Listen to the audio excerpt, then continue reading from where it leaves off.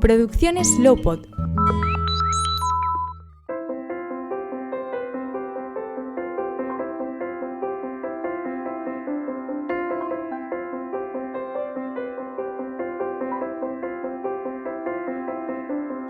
...1989...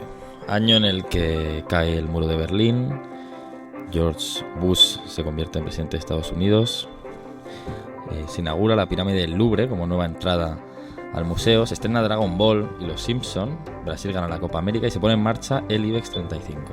No es un mal año, desde luego.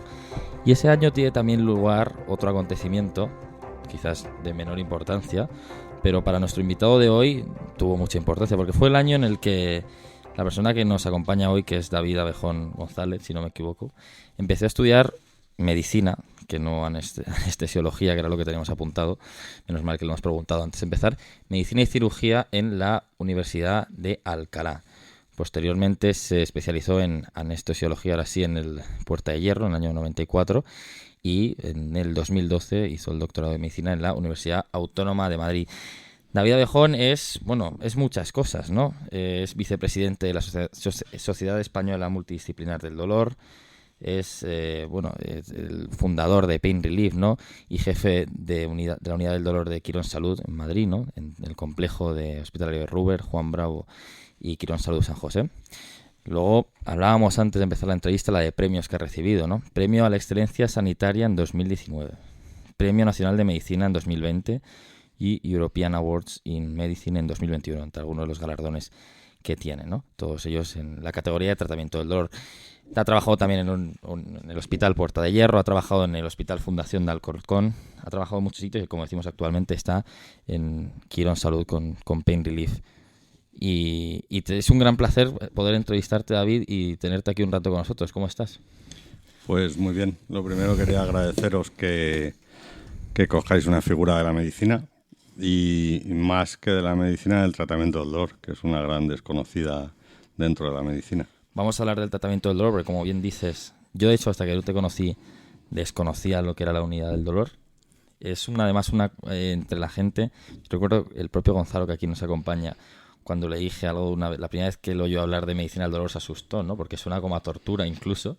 Dice, joder, qué miedo, ¿no? Pero es verdad que es una gran desconocida y luego hablaremos de ello. Pero primero queremos hablar un poco de ti, queremos conocerte un poco mejor y siempre nos gusta empezar las entrevistas preguntándole a nuestro invitado cómo se define él mismo, ¿no? ¿Cómo se define el doctor David Abejón en 3 palabras? ¿Cómo definirte? Y en es 3 difícil, palabras, nada más, sí. Bueno, si quieres complicado. 5, tampoco nos vamos a poner exquisitos. Sería como muy pesado. Yo como soy Tauro, como dicen por ahí, yo también pues soy muy cabezón. Entonces, yo hago anestesia por hacer dolor. Y al final, pues consigo, por la formación que tuve, consigo estar en esto, ¿no? Estuve con el doctor Reich y lo logré. Que era una cosa que cuando yo llegué a anestesia en Puerta de Hierro era un sitio muy especial, porque era muy, muy potente en anestesia. De hecho, la anestesia cambia con Puerta de Hierro y con la Fundación Jiménez Díaz. Uh-huh. No sé si habéis visto la película de Las normas de la Casa de la Sidra. No. Pues, bueno, es una película que es preciosa, pero si la veis, veréis como la enfermera, que eran medio monjas en un orfanato, ellas son las que echaban el éter para dormir a la embarazada. Y entonces el cambio de la anestesia en España es debido al doctor Abello, que la trae basada en la fisiopatología de Inglaterra, perdón. Y son los 2 primeros hospitales que salen haciendo anestesia de este tipo, ¿no? Puerta de Hierro y Fundación Jiménez Díaz. Sí. Son las más Madrid. potentes. Uh-huh. Sí, las 2 en de hecho, Madrid, estaban cerca, ¿no? Relativamente, geográficamente están cerca. Están muy cerquita. Y los dos jefes que había, el nuestro era Abello, que yo no le conocí, y eran verdaderos crack. Y cambiaron todo. Entonces el hospital era muy potente como para dedicarte al dolor. Hacían trasplantes de todo tipo, son los que introdujeron el pulmonar y el hepático a nivel nacional. Entonces nadie se había dedicado a dolor, a pesar de estar el doctor Enrique Reich, que pues hubo una referencia a nivel nacional. Uh-huh. O sea que decimos pesado, quizás constante. Y constante, sí. No solo pesado, que lo soy, pero también constante. ¿Quieres una tercera palabra o te quedas con esas 2? A lo mejor se te ocurre otra mientras hablamos y la Sí, puedes decir. luego si se me ocurre te la digo. Hablabas ahora un poco de cómo llegó la medicina del dolor a España, ¿no? Ese cambio que hay en la anestesia. Tú llevas desde los años 90 en esta disciplina.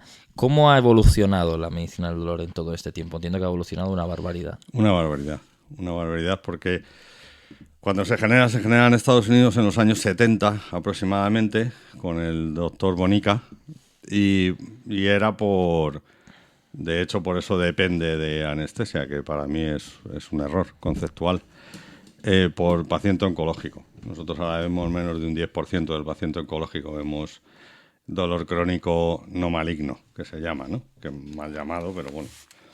Y la evolución fue tremenda, porque antes lo que se ponía eran bombas de morfina o se manejaba morfina, y ahora pues a partir también de lo que ha pasado en Estados Unidos con la epidemia de opioides, lo que menos intentamos hacer es pautar opioides. De hecho, ahora mismo el Estado ha prohibido que se usen los opioides de liberación inmediata en un paciente con dolor no oncológico. Uh-huh. ¿Y esta evolución ha sido constante o ha habido algún hecho concreto, algún descubrimiento concreto, alguna investigación concreta, una persona concreta, como hablabas ahora de los doctores, que han impulsado la medicina en los últimos años? Para mí el que más lo impulsó fue el doctor Reich, que introdujo la radiofrecuencia. La radiofrecuencia es una técnica que se ha dado a conocer ahora por Nadal, y que bueno, se trata de o bien hacer quemaduras en nervios controladas o bien hacer un tratamiento con un campo eléctrico, que no existía. Entonces existía solo para técnicas como una neuralgia del trigémino, que eran pues agujas con un diámetro muy grande que no se podían usar de forma adecuada en la zona lumbar, y entonces se cambia el tipo de aguja que se emplea y cambia muchísimo. Y luego en estimulación, que es el campo que más me gusta a mí, la estimulación medular. Yo cuando empiezo solo había un generador que te aceptaba 4 polos, y ahora tenemos estimuladores que te aceptan 32 polos. Entonces, claro, la evolución en la patología que puedes tratar o los pacientes que puedes tratar es una salvajada, ¿no? Uh-huh. Una cosa que no... Actualmente, tú, como decíamos, eres jefe de la unidad del dolor, no eres servicio en Quirón Salud, dentro de Pain Relief. Hablemos un poco de Pain Relief, que es al final donde tú te manejas. ¿Cuál dirías que es la filosofía de Pain Relief? Lo que hay, todas las empresas tienen una filosofía. ¿Cuál diríais que es la vuestra? Pues nosotros lo que hemos intentado, y yo creo que sí que lo hemos conseguido, es hacer un abordaje multidisciplinar del tratamiento del dolor. O sea, no se trata solo de pinchar o de dar un fármaco, sino de tener varias visiones. Nosotros tenemos médicos que somos anestesistas, como yo, como has dicho tú antes. Tenemos una rehabilitadora, tenemos enfermería, tenemos un nutricionista, es Néstor Paniagua, tenemos una psicóloga que es Sonia Sosa, y tenemos acupuntores. Entonces lo que intentamos dar es un tratamiento integral del dolor, no solo en la definición del dolor, si la quieren buscar los oyentes que tenemos. Tienes una parte que es la sensorial, que es la que nosotros tratamos, el médico normal que todo el conoce, y luego la emocional, ¿no? Entonces, pues hay enfermedades que están muy, muy condicionadas. Y luego si nos metemos en la piel de un enfermo, que es ahora la empatía que tanto se lleva, pues tú imagínate una persona de 45 años que tenga un dolor crónico, que no pueda salir a tomarse una cerveza o que no pueda estar de pie con los amigos charlando o ver una película de cine, ¿no? Entonces hay una parte emocional que te rompe todo, ¿no? Entonces nosotros lo que hemos intentado, que lo hemos conseguido, es cubrir todas las facetas del dolor, no solamente la sensorial, que ha habido mucha revolución ahora mismo en el tratamiento, en anestesia, en el tratamiento del dolor con la ecografía, que a muchos médicos jóvenes lo que les gusta es pinchar, ¿no? Y nosotros la filosofía que tenemos es que el tratamiento del dolor es una enfermedad y hay que tratarla como tal, y no es solo hacer un pinchazo que te guste o que te lo pases bien en quirófano, sino tratar un enfermo. Es algo más completo que, como tú dices, tiene muchas ramas, que evidentemente no tiene solo la rama del dolor físico, ¿no? Fisiológico, sino que evidentemente también interesa mucho el tema mental, ¿no? Como tú decías, claro, porque hay un impedimento más allá de que no puedas moverte con normalidad, ¿no? O sin dolor. Evidentemente eso también afecta mentalmente a las personas, ¿no? Eso también tiene... Sí, bueno, si os fijáis vosotros, cualquiera de vosotros, pues hombre, la parte emocional de que tú hoy acabes de trabajar y te puedas ir con los amigos a tomar una cerveza o un vino o agua, que también se puede tomar agua. Sí, de vez estamos en bebiendo cuando. agua, de hecho, Exactamente. en un vaso de Brugal, es verdad. Eso sí, que tenía que tener un toque especial. Claro. El problema es que la parte emocional, el médico normal como yo, que soy un licenciado en medicina, no lo sabemos tratar, entonces necesitas otra persona que lo trate, ¿no? Para poder hacerlo. De hecho, ahora lo que se está implementando en muchos estudios es la respuesta holística del dolor, que no solo miras cuánto te duele de 0 a 10, que bueno, pues no sé si los oyentes saben que es así de ridículo como seguimos valorando el dolor. Pues digo ridículo porque cualquiera de los que esté oyendo esto es imposible que pueda pensar cuánto te duele, ¿no? Cuando te duele algo, poner un número, pues es complicado. Sino la respuesta holística sería ver la discapacidad, la funcionalidad, el estado de ánimo, el sueño y el dolor, ¿no? Y entonces se intenta abordar cualquier técnica o cualquier patología que tengamos de esa manera, ¿no? De una manera que se ha denominado holística. Hablabas antes de lo que había evolucionado la medicina del dolor, una barbaridad, decías, en los últimos 20 años. Entiendo que en los 10 años que lleva abierto Pain Relief también habréis evolucionado, ¿no? Habréis cambiado cosas, os habréis centrado en otras más. ¿Cuál ha sido la principal evolución? A lo mejor no ha habido también. Vamos a ver, como empresa, lo primero, cuando empiezas algo, pues hace 10 años y estás acostumbrado, el médico español, con todos mis respetos, y ya sé que esto es generalizar, es muy funcionario, ¿no? Es una persona que quiere trabajar en la medicina pública de 8 a 3. Montar en una empresa pues como la que tenéis vosotros, sabéis que tiene unas dificultades que son tremendas para nosotros, más porque nosotros tenemos una empresa y somos médicos, que no tenemos formación en business, como se dice ahora. Entonces, pues al principio lo que intentas, no sabes captar pacientes, no sabes realmente cómo manejar una empresa, ¿no? Pero los cambios en la medicina los vas implementando en tu empresa, ¿no? Entonces, pues intentamos estar a la última. Pues tenemos, por ejemplo, 2 tesis abiertas, 3 ensayos abiertos, que eso al principio pues no te llega el cerebro para pensar que puedes ¿A evolucionar. ti te gustaría dedicarle más recursos a la investigación? Lo hablábamos antes, precisamente. Sí, sí. Si tú pudieses destinar más dinero a mí, fíjate, más fondos. si a mí me dices, ya no solo económicamente, ¿no? Que todo el mundo cuando dice que los médicos americanos o ingleses ganan más, también gana más el ingeniero, más el periodista, más el abogado. O sea, que no creo que seamos un bicho raro en el mundo universitario español, el médico, ¿no? Realmente, pues nosotros, yo creo que no está mal pagado si lo analizamos. Ya sé que esto me puede costar a mí un disgusto, pero si entramos más en profundidad, luego si quieres lo comentamos. Pero sobre todo a mí me envidia que ellos, al hacer los contratos, sí que hay partes que dedican a investigación, cosa que en España es imposible. O sea, tú eres un español que está en la pública o en la privada. Si estás en la privada, echas horas para aburrir, para ver pacientes y es asistencial, y la parte de investigación lo haces en tu tiempo libre, y en la pública es igual. Tú tienes de 8 a 3 y no hay posibilidad de que tengas un contrato que fuera asistencial de 8 a 12 y de 12 a 3 en investigación, ¿no? Hay muchos sitios, como es La Paz, como es el 12 de octubre, como es, hablo de Madrid, y que me porden el resto de oyentes porque no me conozco el resto, ¿vale? Del territorio nacional. Que tienen animalarios. O sea, en Puerta de Hierro había 2 quirófanos, macho, para animales. Tenía ratas y tienen cerdos y tienen jaulas para el cerdo.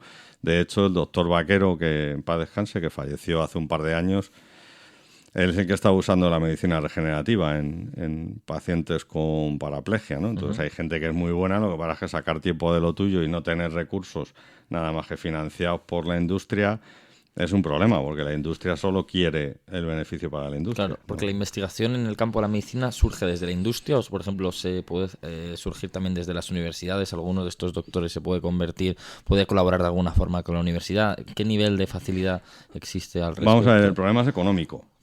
O sea, tú, lo mejor es, desde mi punto de vista, ¿no? Lo mejor es que tú tengas una idea de investigación. ¿Por qué? Porque si no dependes de la industria. La industria pone el dinero, ellos te dicen lo que van a hacer, y si los resultados son negativos no te lo publican. Claro. Porque tú firmas un contrato. Sí. El problema es que tú cuando quieres hacer un ensayo, por ejemplo, en una cosa que poca gente sabrá, pero vamos, que se explica en 4 palabras, cuando tú te van a hacer un tratamiento en el disco, que es una chorrada, que metes una aguja en el disco y pones lo que sea, ¿no? O bien una radiofrecuencia o bien una medicación. Esto costaría un ensayo $1.000.000.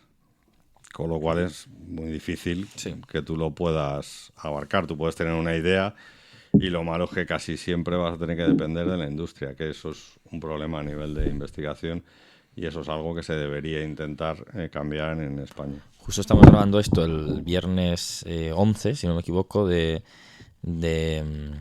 noviembre, que es justo la semana de la ciencia y la innovación dentro de la Unión Europea, ¿no? O sea que también sirve como una llamada de atención para ver si se le puede destinar más recursos a la investigación, que ya no solo para avanzar, yo creo que a nivel científico, ¿no? Sino también que es una herramienta de país, la innovación. Bueno, es que el I+D es una herramienta de país. Porque si no tienes... Cuando dicen solo tienes que comprar a los demás para empezar, claro, y ya partes en desventaja. Cuando hablan de los médicos que somos buenos, los médicos españoles somos muy buenos porque estudiamos como locos. Pero el problema es que yo creo que en investigación estamos cojos. Uh-huh. Que yo creo que ahí, pues primero no hay ninguna asignatura o se maneja muy poco en la universidad el tema de investigación, cómo se puede hacer un ensayo, cómo no se puede hacer, y luego los recursos, porque yo en lo nuestro, en lo mío, vamos, en tratamiento del dolor, ahora mismo ver los ensayos, y es que claro, si lo subvenciona la empresa no te lo crees, ¿no? Luego claro. Tú... O sea, ahora se lleva mucho, o sea, el RCT, que es el ensayo clínico aleatorio, tal, que es lo que más poder científico tiene, últimamente lo está perdiendo, por lo menos para mí, a nivel personal. Porque claro, si te lo paga una empresa, la empresa a la que te lo publica luego y todo es maravilloso, y luego cuando tú lo vas a hacer no sale, ¿no? Uh-huh. Entonces ahora se está haciendo mucho el real world, que llaman, que es el mundo real, en el que se analizan los enfermos que tienes tú hecho, ¿no? Entonces ahí es cuando tiene mucho más valor y claro, ya no cuesta dinero. Lo que pasa es que el problema de un ensayo es que tú en teoría no le cobras al paciente el sistema, no debería cobrar, ¿no? Lo que tú emplees, uh-huh. Lo tiene que pagar la casa comercial. Entonces, si hablamos de estimulación medular, como hemos dicho antes, un sistema en la medicina pública te cuesta alrededor de 21.000, 22.000 euros. Entonces, si tú tienes que regalar 30 para que tenga una N adecuada en cada centro. Estamos hablando de 600.000 euros. Estamos hablando de un dineral que es imposible de hacerlo. Sí. Hablabas también de que se le dedican pocas horas o ninguna en la formación universitaria a la investigación. ¿Tú crees que es necesario y conveniente incluir una asignatura en la que al menos se focalice, se centre en la investigación para promover también esa conciencia investigadora o el interés por la investigación por parte de los alumnos? A mí me parece que faltan dos cosas, que es cómo leer un artículo. Yo creo que en todas las universidades, ¿no? Ya no solo en medicina, pero vamos, en medicina claramente, porque, hombre, te tienen que enseñar a ver lo que es un sesgo, para que luego tú no te quedes aquí diciendo que maravilloso es el producto si no te has sabido leer un artículo. ¿Cómo se escribe un artículo? Porque luego hay muchas veces que nosotros, como no nos apellidamos Smith, como has dicho tú, mi segundo apellido es González, sí. Entonces te cuesta mucho más publicar, pero tampoco tenemos conocimientos, esa base de golpes. Y en investigación, ¿no? Cómo se desarrolla un proyecto y cómo se hace, yo creo que es muy importante, porque al final hay muchas asignaturas en medicina, como supongo que en otras carreras, como puede ser... Pues no sé, es que no quiero decir ninguna para que nadie se enfade, no vaya a ser que se líe, ¿no? Ciencias de la información que ya no existe y así claro. No te metes en ningún... No, pero me refiero a que dices, joder, hay cosas que no tiene sentido que yo esté... Claro, yo soy de pre-95, que no estábamos con el Bolonia, y nosotros teníamos una asignatura anual de anatomía patológica, ¿no? Que dices, es una cosa tan sumamente luego específica... Que no tiene mucho sentido que pierdas un año, ¿no? Uh-huh. Es igual que la estadística. La estadística en medicina antes se daban primero de medicina y luego resulta que cuando vas a hacer cualquier trabajo necesitas la estadística y no sabes. Porque, claro, yo en 1989 a hoy, por lo que estudié, sí, aunque tenga memoria... Y luego hablaremos un poco más de educación y más, porque también eres profesor universitario y seguro que podemos hablar un poquillo más del tema. Pero antes de eso quería volver atrás a una cosa que has dicho al principio. Has comentado sobre el gran desconocimiento, ¿no?, que existe sobre la medicina del dolor. Yo lo comparto, insisto que yo aún conocí, hasta que te conocí, desconocía lo que era la medicina del dolor. Hay gente que incluso sufriendo dolor desconoce lo que es la medicina del dolor. Entonces, ¿por qué crees que se debe esto? ¿Crees que se debe a un mal ejercicio de comunicación? ¿Crees que también el parte, porque tú mismo me lo comentaste, que el nombre correcto es analgesia funcional, si no me equivoco, ¿no?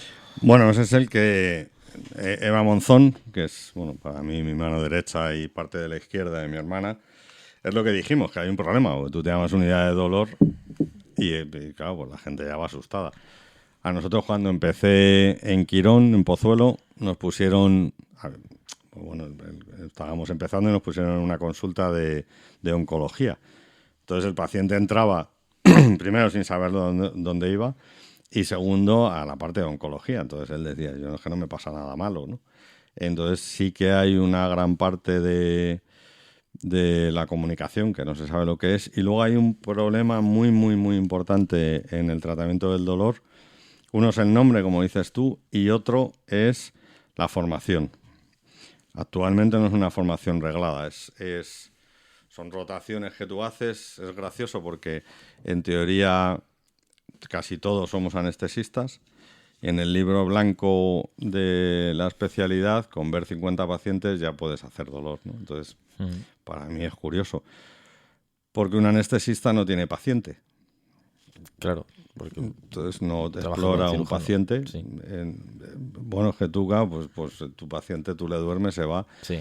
Y una vez que se termina ese proceso en el que la anestesia es importantísima, yo no le quito valor, a ti ni te enseñan a explorar, porque no somos una especialidad que sepamos explorar, ni tienes un contacto como pueda tener un médico de atención primaria o un médico de medicina interna con el paciente, ¿no? Entonces esa falta de formación reglada, que no te pueden decir que veas 50, ¿no? En el libro blanco, que es en teoría lo que tiene que hacer un anestesista para terminar. Claro, si dependiendo del hospital, que tampoco lo voy a mencionar, si estás en uno que la unidad de dolor es potente, toda la gente ve que tú haces una labor adecuada. Si estás en uno que no es potente por falta de recursos o por falta de formación adecuada, claro, todos los médicos de ese hospital piensan que el tratamiento del dolor es una porquería, ¿no? Cuando tiene unas posibilidades inmensas. Entonces, yo lo que creo es que debería ser una especialidad independiente para tener una relevancia a nivel académica y a nivel hospitalaria, o como menos, cuanto menos un área de capacitación, ¿no? Que tú tengas que rotar por ciertos sitios y que puedas tener un valor. No vale que yo diga que hago dolor y no pueda o no tenga que justificar. No es que no puedas, que no lo tienes que justificar. Esto que comentabas, ¿no? Le otorga aún más valor a lo que decías antes sobre la filosofía de Pinreleaf, ¿no? El tratamiento multidisciplinar le otorga aún más valor, ¿no? Y demuestra el buen servicio que ofrecéis. Respecto al tipo de paciente que acude a una unidad del dolor, ¿es un paciente que ha pasado por muchos sitios anteriormente? Quiero decir, por muchas otras consultas. ¿Es un paciente que va directamente a la unidad del dolor? No te doy un dato correcto total, pero vamos, el paciente tarda entre 2 y 5 años en aparecer en una unidad de dolor, cuando está con dolor. Entonces, por ejemplo, nosotros ahora en Quirón, con la gente de trauma, que es con los que más trabajamos, pues nosotros tenemos una consulta solo para los traumas, porque ellos saben que lo que hacemos nosotros en tratamiento, por ejemplo, en el hombro, con la radiofrecuencia pulsada, que es una maravilla, pues si habla con el jefe de trauma, el tío ve que lo hacemos bien y nosotros lo hacemos bien, pues entonces se le ha abierto una consulta para él. Pero lo habitual es que estén entre 2 y 5 años. Es una barbaridad. Es una barbaridad, es una locura. Porque la medicina, ahora te explico mi teoría, está hecha al revés, ¿vale? Pero bueno. Tú, por ejemplo, en la Comunidad de Madrid, atención primaria no puede derivar a dolor. Entonces tú tienes que derivar a trauma o a neurocirugía, a neurología, perdón, y ellos derivan a la unidad de dolor, con lo cual el tiempo que tú pierdes es una locura, ¿no? Porque, claro, casi siempre nosotros en la unidad de dolor tenemos un 65% de pacientes con lumbociática, de los cuales un porcentaje muy elevado es un paciente operado de columna que se queda con dolor. No, está bien operado, o sea, que no me malinterprete nadie, pero se quedan con dolor y no se sabe muy bien el porqué. Entonces, si hiciéramos la medicina al revés, como estamos haciendo en Quirón, que muchas veces el trauma que opera la columna te lo manda antes, pues los resultados van a ser mucho mejores. Primero, porque el que ya no funciona contigo está claro que la indicación es quirúrgica sí o sí. Y luego, porque hay muchos pacientes que difieren la cirugía y viene antes, ¿no? Si tú te han operado, estás un año en revisiones, estás mal, a los 2 te mandan la lista de espera de la pública en general, que ya sabéis que en la medicina privada se tiene que tener menos por narices, por un problema de laboral. Entonces es una locura perder un tiempo de esa manera, ¿no? Bueno, vamos a hablar de tu labor como docente. Actualmente das clase en la Universidad Europea de Madrid. ¿Cuántos años llevas dando clase? Porque estuviste también antes en la Universidad de Sevilla, ¿no? No, estuve en la Autónoma. En la Autónoma. Cuando estabas en Puerta de Hierro, pues eras... no era profesor asociado como tal de dar clase, pero recibías siempre pacientes y alumnos y te consideraban como profesor. En esta, pues no te sé decir, no sé si llevaré 8 años a lo mejor. O sea que ya llevas Sí. ¿Has visto un cambio a lo largo de los años en el perfil del estudiante de medicina, en los intereses de los estudiantes, en quizás cómo estudian? ¿Has visto algún cambio? Vamos a ver, yo lo que veo es una Es un poco diferencia... una entrevista a toda una vida, ¿no? A tu recorrido. Entonces estamos analizando también la evolución de la medicina, del dolor, de pain relief, de la Yo docencia. lo que veo una gran diferencia es entre el estudiante que está en la medicina pública y el estudiante que está en la medicina privada, ¿no? Y luego el enfoque de la medicina privada. Al revés de lo que pasa en Estados Unidos, si tú quieres entrar en Harvard, tú quieres entrar en Stanford o en Yale o en Berkeley, tu currículum tiene que ser superior al resto de la gente que va a otro tipo de universidades, porque es así. Entonces el prestigio de la universidad se basa en lo que tú exijas para entrar, y lo que está pasando ahora mismo a nivel nacional, que en la universidad pública se exige un nivel de un alumno que tiene un 13, vamos, desde un 12,8 a un Sobre 14, 13,2, sí, vamos, estamos hablando más de un 9. que es una salvajada. Sí. Y que está acostumbrado a un esfuerzo, que está acostumbrado a hacer las cosas de una forma a que no tengan que tener ninguna nota, ¿no? Entonces eso... yo estuve con mi hija en la carpa esta de universidades y, bueno, pues nos pasamos, ella no quería estudiar medicina. En la feria, ¿cómo se En llama? el IFEMA, que es la Sí, feria ¿cómo de se las llama? universidades. Pues se me ha ido el nombre. Sí, la feria de universidades, que están todas las universidades. La feria Aula, que están todas las universidades, sí. Pues nosotros fuimos y nos pasamos por ahí, por las universidades privadas de medicina, y hubo una de ellas que me llegó y me dijo, no, si tú eres médico, pues con que se haga licenciada luego que estudie el MIR.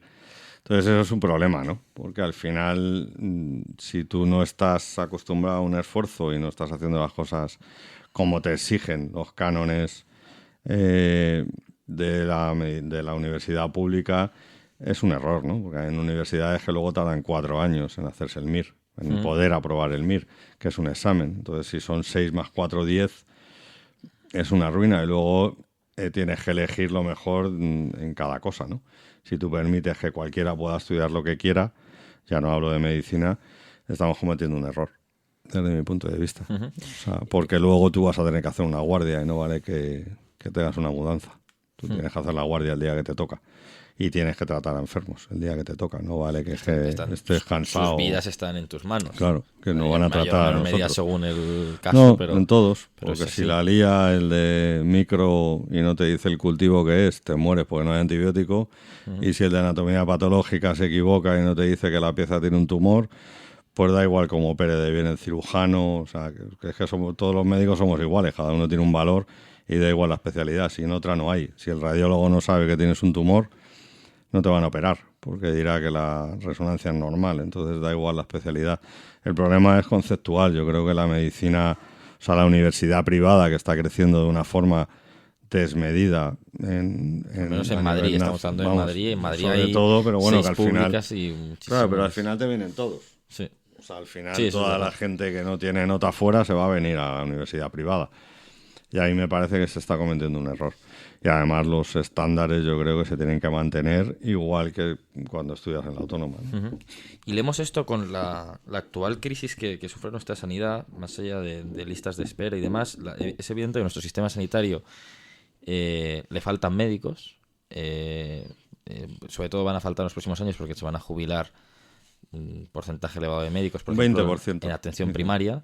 No, pero Mira, La Paz y el Ramón y Cajal, que nacen a la vez, va a tener un 20% de jubilaciones a la vez, que eso es una locura. Sí, sí. No es casualidad que se haya flexibilizado los requisitos para que médicos latinoamericanos puedan ejercer en España. Ante Claro, la falta pero de lo que es los ridículo personal es que tú sanitario. no formes al español y se Y ahí vaya es a a lo que Inglaterra. iba. ¿Cómo crees que una de las claves para que este déficit de profesionales que hay es que se formen más médicos? El otro día escuchaba a Ayuso que claro que tienen que bajar las notas de corte, pero para eso hay que ofertar más plazas. ¿Tú crees que es necesario ofertar más plazas, sobre todo en universidades públicas, también en privadas, ¿no? Pero las privadas van por otro lado porque pueden ofertar, entre comillas, con mayor facilidad. ¿Tú crees que es necesaria más inversión para ofertar más plazas en medicina? Sí, claramente sí, porque al final lo que no puede ser es que tú les formes y se te vayan y tengas que coger otro país, ¿no? Eso por un lado. Tienes que cuidar al enfermo y yo lo que creo es que equivocamos lo que es la sanidad pública con el médico. O sea, yo tener un médico funcionario que no le puedes ni premiar ni castigar, que siempre se habla de castigar, pero tampoco le puedes premiar. O sea, tú tienes un sueldo, todo es igual, da igual que tú trabajes mejor o peor, da igual que lleves trabajando más tiempo o no. Se habla del trienio, pero que es un dinero tan sumamente chorra que no merece la pena. Y lo que tendríamos que tener son médicos que no sean funcionarios, con unos objetivos como vosotros, vamos, en vuestra empresa no podéis tener el mismo sueldo todos, es que es una cosa aberrante. Y una cosa es público, una cosa es que sea público, y entonces el señor que entra no paga, y otra cosa es que el señor que trabaja sea un funcionario, con lo que conlleva. O sea, tú te puedes coger excedencias, te puedes coger más meses de vacaciones, te puedes hacer una serie de cosas que yo creo que eso es lo que no permite que se crezca, ¿no? O sea, tú en la medicina privada ahora mismo, hoy en día, insisto que es en Madrid, el trabajo es muy digno, se trabaja de maravilla, tú vas a Quirón, vas a los hospitales Madrid, que no es por hablar de donde yo trabajo, y los servicios ya son equipos, ya son unidades establecidas. ¿Y crees, como algunas personas opinan, que nos aproximamos a un colapso del sistema sanitario en España? Bueno, yo creo... como tú bien has dicho, se estima que va a haber un 20% el 20% del personal sanitario se va a jubilar en los próximos años. ¿Crees que esto se puede resolver? ¿Se va a resolver al final? ¿Vendrán médicos de otros lugares del mundo? ¿O realmente crees que nos dirigimos hacia un colapso del sistema sanitario en el que va a haber menos médicos de los que necesitamos? Yo creo que vamos a un sistema como el americano. O sea, que ya está colapsado. Al final la sanidad pública va a tener unos recursos limitados y para una gente limitada. Entonces, al final, el sistema se está autodestruyendo, ¿no? O sea, sobre todo a partir del COVID, que se pasó muy mal, porque lo pasamos todos mal. Bueno, pues ahora mismo las listas de espera son descomunales. Imagínate, si tú empiezas con una lumbociática que no te permite trabajar, vas al médico de cabecera, el médico de cabecera te va a mandar a un sitio que tiene, o bien a un trauma o un neurocirujano que pueda tener 4 o 5 meses de lista de espera, te va a pedir una reso, que tienes otros 3 o 4 meses de lista de espera, entonces luego te tiene que volver a ver, etcétera, etcétera, así, o sea, en toda la rueda, y tú es posible que tengas que pasar al tribunal médico antes de que te puedan tratar. Y tampoco parece que se estén tomando decisiones de calado, ¿no? Estructurales para abordar esta situación, ¿no? Yo supongo que es difícil y luego hay una premisa de que la sanidad pública española es muy buena y a mí me explicó un americano, me hizo 2 preguntas que fueron para mí cruciales. Es ¿cuándo te tratan y quién te trata?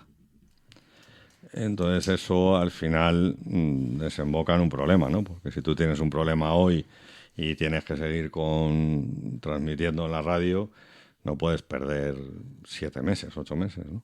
Y luego, claro, si estás en un hospital te pueden hacer una cosa, si estás en otro te pueden hacer otra. Entonces eso es un problema en la sanidad pública. Sí, que no es homogéneo, ¿no? No, para nada. Si tú vas a Extremadura, no tiene nada que ver con la medicina de Madrid, y dentro de Madrid no tiene nada que ver que a ti te toque La Paz o que te toque Vallecas o Parla. O sea, que ya sé que son menores y tienen uno de referencia, Pero bueno, hay hospitales de referencia en la Comunidad de Madrid, como puede ser La Paz, que sale como el tercero mejor de Europa, una salvajada Otro día así. leí un ranking, vi un ranking de valoración de los usuarios que hacían de los hospitales y La Paz tenía un 10 sobre 10. Claro que por eso que te toca La Paz y es que te ha tocado el hombro Dios y te toca a otro sin dar ningún nombre y no tiene nada que ver, claro. Entonces eso no es una sanidad universal. Has hablado antes de la COVID, de la pandemia, lo has mencionado. Tú estuviste en primera línea de batalla en Quirón. ¿Cómo lo viviste? Horrible. Fue lo peor que he vivido en mi vida. No lo dudaste, ¿no? Además fuiste... No, bueno, yo creo que tenemos una obligación, ¿no? Es una cosa que vamos... Pues tú no- esos meses estuviste sin trabajar dentro de Sí, medicina del dolor. O sea, tú claro, estuviste, para que la gente entienda, estuviste, como decimos, en nosotros- primera línea de batalla, claro, en primera línea de nosotros batalla. teníamos un problema además porque la empresa nuestra es de anestesia, porque claro, yo soy anestesista, entonces el que trata el dolor se le considera, no podíamos hacer ERE ni podíamos hacer nada.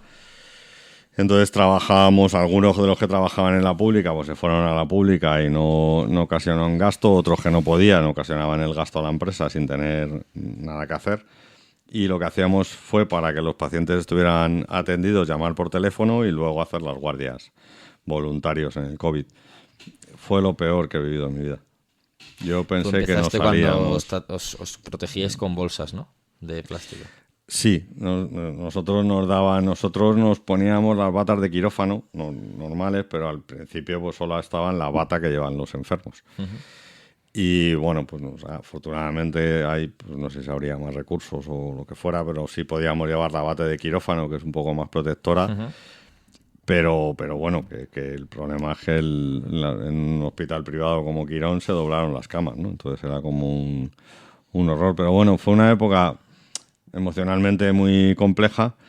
Y luego a nivel de trabajo, pues para mí es de las cosas más bonitas que he vivido, ¿no? Porque estábamos todos arrimando el hombro y no éramos de medicina interna. Pues cada uno tenía su especialidad. Pues había traumas que hacían guardias, urólogos, estábamos nosotros. Y la verdad es que el trabajo fue encomiable, ¿no? Fue maravilloso, pero horrible. Lo has descrito precisamente con esta palabra con la que acabas la frase, con horrible. Has llegado a decir que pensabas que no ibais a salir. No, Eso no pensaba que no. Pero la verdad es que si lo piensas ahora, estamos hablando, como decimos, noviembre de 2022. Han pasado ya más de 2 años, ¿no? Desde el comienzo de la Sí. pandemia. Y si lo piensas, se paralizó el mundo en 2 semanas. En 2 semanas. Pues mira, Fue increíble, o sea, quiero decir que se paralizó absolutamente todo. Yo creo que todavía no somos conscientes, o sea, quizás cuando se estudie esto en los colegios, en las universidades en unos años, seremos conscientes de lo que pasó, ¿no? Pero claro, los que lo vivisteis ahí dentro sí que lo haréis conscientes. Has dicho, como decía, que pensabas que no ibais a salir. ¿Hubo un momento en el que tú realmente veías que eso era imposible, que era... sí, yo lo no vi. tenía fin? Mira, nosotros, que dices, cuando empezamos, recuerdo con Eva que teníamos un quirófano de implantes, que es un quirófano como más importante, ¿no? No son los bloqueos así percutáneos y que te vas, sino que se tienen que quedar ingresados. Y era el 12 de marzo. Y dijimos, joder, ¿lo hacemos? ¿No lo hacemos? Así, llamamos al paciente, 2 dijeron que sí, o sea, 3 dijeron que sí, 2 que no.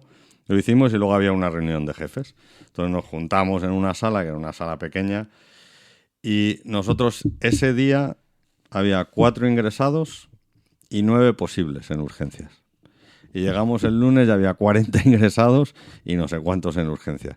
Fue un tsunami. Sí, una cosa que además hubo alguno que gastó una broma, alguno de los jefes que decía, pues entonces no podíamos hacer esta reunión. Y efectivamente cayeron jefes como moscas. Pero bueno, no sabemos si era por la reunión o por qué. Y el caso es que tú llegabas por la mañana, estaba el hospital lleno y el jefe de medicina interna pues nos ayudó. Claro, nosotros no sabíamos de medicina interna. Entonces te ayudaba él y te decía lo que había que hacer y lo que no había que hacer. Y entonces había veces que había 9 en urgencias y no había camas. Entonces había 9 personas que tenían que morir ese día. O en urgencias o en la planta. Horrible, como tú bien dices. Sí, entonces era brutal. Porque al principio no se sabía cómo tratar del todo. No Pues sé. eso fue lo que se comentaba, ¿no? Yo recuerdo al principio, no recuerdo el fármaco exacto, porque yo no soy precisamente de ciencias, ¿no? Pero sí que recuerdo que oír durante las primeras semanas, aquellas primeras semanas de pandemia, marzo, principios de abril, que se estaba tratando con un fármaco que luego resultó que no era tan efectivo como se pensaba, ¿no? Y que muchas veces los médicos el problema que tenían es que no sabían cómo se trataba, ¿no? Después ya sí que se acotó un poco cómo tratarlo, ¿no? Y tal. Pero ¿cuál era el verdadero problema al principio? ¿Había algún problema en especial? Bueno, o sea, lo primero que tenemos que ver es que el coronavirus este famoso, que sí que muta y todo lo que queramos, pero es el de las guarderías, ¿eh? O sea, que es que no es otro virus. Entonces, los virus no tienen tratamiento, o sea, no hay un tratamiento. Lo normal es que, bueno, pues tengas una diarrea o una gastroenteritis unos días y se acabó la presente historia. El HIV, que se trataba con los retrovirales, que es el fármaco que dices tú que se empezó a usar, y aquí el problema es que claro, no se tenía ni idea, porque la gente se ponía extremadamente mala y no se sabía ni por qué. O sea, cuando veías una placa era horrible, ¿no? Eran todas blancas que no sabían ni cómo podía respirar. O sea, la placa, para que os hagáis una idea, el pulmón es negro, Sí. entonces tú lo ves negro, y cuando tienes algún problemilla pues se va poniendo blanco, y aquí era una neumonía en vídeo del lustrado que se llama, que Daniel, el jefe de medicina interna de ahí de Quirón, pues nos iba explicando que fue una cosa muy curiosa, porque claro, entrábamos en la sala y nos decían, y Daniel nos decía, ir de 3 en 3, no veáis todo, porque tú cuando pasas una planta, pues bueno, pues todos son diferentes. Tú puedes tener, por ejemplo, un dolor, uno que le duele la rodilla, otro que le duele la espalda, otro que le duele el hombro, entonces pues es fácil acordarte, ¿no? Porque no se te pasa. Y en este caso nos decía él que fuéramos de 3 en 3, y es que eran todos iguales, todos tenían la misma placa, todos tenían diarrea, todos no podían respirar, y entonces fue muy complejo. Y luego tuvo una cosa que yo creo que fue lo que más despistó, que era hasta que se puso heparina, que al principio no se podía heparina, porque a un virus tú nunca pones heparina, y hubo muchas trombosis, ¿no? Trombosis mesentéricas o trombosis en cualquier localización.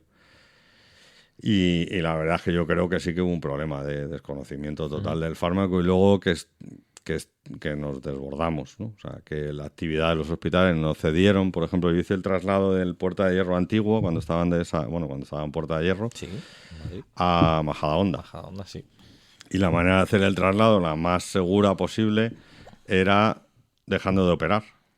Pero tú dejas de operar, se dejan de ingresar la gente, entonces ya las camas se liberan, y el traslado se hizo pues bastante bien, porque no había tanto ingresado. Aquí, claro, pues todos los hospitales de Madrid seguían operando normal y corriente hasta el 12 de marzo.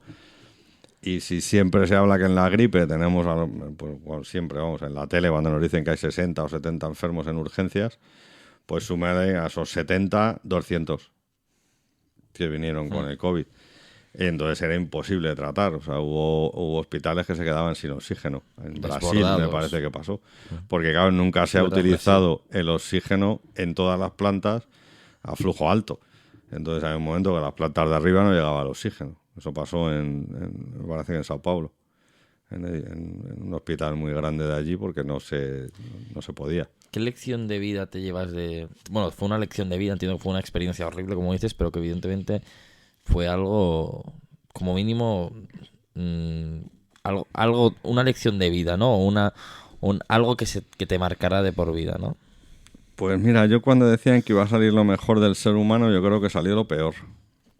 Porque la lección de vida que llevas, pues como cualquiera en su empresa o en su trabajo, en su vida en general, pues si tú tienes una pareja y lo empiezas a hacer mal, te acabas separando, y tú puedes plantearte a futuro si has cometido un error o no. O cuando tienes una empresa, pues si empiezas a recibir reclamaciones, pues sabes que estás haciendo algo mal y hay que sentarse a pensar. Y esto fue un parón, como muy bien has descrito tú, en que no depende de ti. O sea, de repente se acaba la vida que nosotros conocíamos, no puedes salir. La gente le dio por comprar papel higiénico, porque no compramos pipas, porque no se entiende muy bien el porqué. Y es porque nada dependía de ti. O sea, de repente toda nuestra vida, tanto de amistad como de relaciones familiares, yo estuve sin ver a mis hijas mayores pues 3, 4 meses. Porque, bueno, estábamos de guardia, no se podía salir. Hombre, sí podía haberlas visto, pero entre que tú hacías guardias y había miedo social y había de todo, y eso te destroza porque tú no has hecho nada. Tú puedes discutir con tu hijo, no le ves, pero claro, cuando no haces nada y de repente te meten a cada uno en casa y necesitas un salvoconducto. Y entonces lo que nos enseñó es que hay muchas cosas que no dependen de nosotros, ¿no? Que es algo que te puede Somos tan pasar. poderosos como creemos, Sí, ¿no? Los humanos. exactamente. Y de repente no tienes nada que decir ni nada que hacer. Nos vamos acercando ya al final de esta interesante y extensa charla. Quería preguntarte ya para acabar con la parte bueno, más que de profesor, ¿no? Vamos a hablar un poco de divulgación, ¿no? Porque participas en numerosas conferencias, también bueno, haces tus propios cursos, ¿no? Y tal. ¿Cómo de importante es la divulgación? Bueno, vamos a ver, mira, cuando hablas del curso, nosotros tenemos un curso anual de cadáveres, Sí. que ese me parece que es muy práctico y es muy útil y bueno, pues tienes la posibilidad de hablar con un profesional de tú a tú con los problemas que tienes tú en tu día a día en quirófano. Y luego hoy en día hay demasiados eventos científicos. Hay a veces que te pierdes y ya no sabes muy bien. Nosotros hemos estado ahora, estuvo el Congreso Nacional de Dolor, luego estuvo la Regional de Andalucía, la Regional de la Gallega, este fin de semana es la de Murcia y dentro de nada es el grupo de neuromodulación de la SED. Y dices, yo no sé si necesitamos tanto, ¿vale? Entonces, hay una vez que yo a veces me confundo, ¿no? Porque la divulgación yo creo que en el P2P, que dicen los ingleses, que es physician to physician, que es, bueno, pues uno con otro que estás pues haciendo una técnica o viendo, sí, y lo otro se nos está yendo un poco de las manos. Más que nada porque hoy tenemos... Claro, vosotros esto no lo habéis vivido, porque nosotros antes no había posibilidad de tener un PDF esta tarde. O sea, yo ahora hago una búsqueda en PubMed, me lo saco y hay web que te lo dan gratuito y claro, tú antes se lo pedías a la de la biblioteca. Y la biblioteca te lo pedía, tardabas una semana. Entonces, antes cuando había un congreso sí que era muy útil, ¿no? ¿Por qué? Porque tú no hacías una búsqueda de todo, ibas a los temas que te interesaban. Y hoy en día yo creo que nos estamos equivocando, ¿no? Sobre todo porque ya no sabes si es por juntarnos y tomar una cerveza o realmente porque es útil. Una vez más, en Estados Unidos está prohibido pagar al médico un congreso y es obligatorio que el médico tenga unos créditos anuales. Entonces yo creo que sería interesante para nosotros ese cambio. Uh-huh. ¿Qué consejos le darías a los estudiantes actuales de medicina o a las personas que están empezando en estudiar medicina o en especializarse en el dolor? ¿Qué consejo les darías tú? Pues que es lo mejor que pueden hacer en su vida, lo primero, que yo lo volvería a repetir 1.000 veces. Y luego que hay que ser muy serio, macho, que hay que estudiar mucho, que hay que esforzarse y que los médicos debemos de ser muy cariñosos. Uh-huh. O sea, el paciente ya bastante tiene con su enfermedad. Empatía, ¿no? Que hay que ser empático. Hay que ser cariñoso. La empatía es muy moderno para mí. Vale, o sea, sí, es verdad que tú... No, me refiero que... 35 años, bueno... Claro, a mis 35 años ya se me ha quedado larga eso. No, yo me refiero, joder, que primero se tiene que volver a tocar al enfermo, que yo creo que las nuevas generaciones ven más las pruebas diagnósticas que el tocar a un enfermo. El otro día vi a un paciente que decía que tengo una hernia y cuando le explorabas le dolía el pubis. Y dices, hombre, si yo no te digo que en la res o en el TAC haya salido, pero hay que tocar al enfermo, hay que ser cariñoso con el enfermo y que el enfermo tiene razón. O sea, nosotros sabemos medicina y el Google Doc no viene bien. Pero si un paciente dice una cosa, tiene razón. Entonces te tienes que acostumbrar a hablar con ellos, a tocarles y luego ser cercano y cariñoso. Yo creo que un médico tiene que volver a ser el médico de antes, ¿no? El médico rural que hablaban, que bueno, pues a las 3 de la mañana había un parto, macho, pues ibas a hacer el parto y te regalaban unos huevos. No hace falta que te regalen otra cosa, ¿no? Y luego que el sueldo nuestro, como casi todos nosotros, tenemos un amigo que trabaja en otra cosa, ¿no? Entonces que tenemos que dejar de darle vueltas a lo mal pagados que estamos. Porque también un periodista aquí supongo que gana menos que en el Washington Post y un ingeniero estoy segurísimo que gana menos que en Alemania, en Inglaterra o en Estados Unidos y que bueno, pues que es lo que hemos elegido, vivir en el mejor país del mundo que es España y la profesión que deseas. Entonces ser cariñoso, esforzarte y tocar al enfermo. Has dicho nada más comenzar la entrevista, la primera pregunta ha sido las 3 palabras, ¿no? Has dicho pesado, constante. ¿Se te ha ocurrido alguna más? ¿Se te ocurre alguna más? Cariñoso. Cariñoso, bueno, mira. Con el paciente, porque con el luego... paciente, yo lo he dejado, pero sí, querías acabar. No todo el mundo tiene esa opinión mía. ¿Dirías que estas son las 3 claves del éxito profesional? La constancia, la pesadez y el cariño. Yo creo que las 2 primeras, sobre todo mi jefe, que en paz descanse, que lo hemos perdido hace muy poco, él decía que el enfermo no te pide ser cariñoso, que te pide que sepas medicina. Yo creo que sí, que un médico tiene que ser cariñoso. Uh-huh. Yo creo que son las 3 claves para ir avanzando en tu profesión, ¿no? Sobre todo la constancia y el esfuerzo, ¿no? A lo que, como todo el mundo sabe y todos los que nos oigan, si tú avanzas en algo en tu vida es porque te esfuerzas y eres constante, uh-huh. Yo creo. Hablemos para acabar del futuro. Tienes una familia, tienes reconocimientos, los hemos dicho, tienes una carrera, una empresa, haces lo que te gusta. ¿Cuál es la motivación de cara al futuro? ¿La motivación es investigar? ¿La motivación es seguir ayudando a los pacientes? ¿Es seguir creciendo? A ver, mi gran deseo sería hacer una investigación más potente. Yo siempre he hecho investigación clínica con pacientes y me gustaría hacer básica, ¿no? Para, bueno, pues ver cuál es la diferencia y cómo se hace una investigación con animal y poder llevarlo a la práctica clínica. Y luego sí, estar con los pacientes. Me sigue gustando lo que hago mucho, estar con ellos. O sea, porque, hombre, a veces que estás cansado, que va pasando el tiempo y cada vez cuesta más, porque es evidente. Pero sí, no me quitaría la asistencial. ¿Quién va a ganar el Mundial? Yo entre Brasil y Argentina. ¿España? ¿Semis, cuartos? Yo creo que en cuartos no. Vamos, ahora mismo yo creo que no tenemos un equipo para ganar a Brasil, que me parece que nos toca. ¿Qué le falta a España?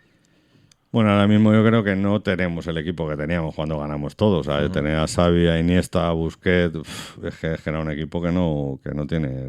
O sea, no uh-huh. Se va a volver a repetir, yo creo que en muchísimo tiempo, ¿no? ¿Quién va a ganar la Champions? El Madrid, siempre. ¿Y la Liga? Como todos los años. La Liga lo mismo se la dejamos al Barça, para que no se cabren. Y el Atleti ha dicho que este año quiere ganar la Copa del Rey. Sí. Bueno, la Copa del Rey es que el Madrid no la gana nunca, entonces que es como si no compitiese. Pero vamos, la Champions... Jugando ahora al Bayern con el PSG es una historia, porque ya se ha quitado uno de los principales. ¿Quién va a ganar el próximo Roland Garros? Yo espero que Nadal. Te hemos dado ideas por si te quieres crear un perfil en Tinder. Ya sabes qué ponerte descripción: cariñoso, pesado y constante. Sí. O sea, ya tienes la descripción por si la necesitas. Sí, lo malo es el pelo, que como no tengo... Bueno, pero ahora los trasplantes se hacen bien en España. De hecho, está Hispalia, la técnica de Cristiano Ronaldo y tal. Ya, bueno, yo lo único que veo que le ha quedado bien es a Bono, ¿eh? Sí, porque bueno, estaba pensando en una persona que acabamos de mencionar que no lo vamos a comentar, pero no funcionó muy bien. Tampoco le fue muy allá. David Abejón González, pesado, cariñoso y constante, médico, persona, gran profesional, buen padre y invitado nuestro hoy aquí. Gracias por dedicarnos estos más de 50 minutos. Te dije 25, pero yo no te quería decir, porque es que luego las entrevistas, cuando hablas, pues ya cuando uno está a gusto hablando. Ha sido muy agradable, sí. La verdad es que no se nos ha hecho muy largo, a mí en absoluto. Pues muy bien. Pues nada, te escribiremos otro día.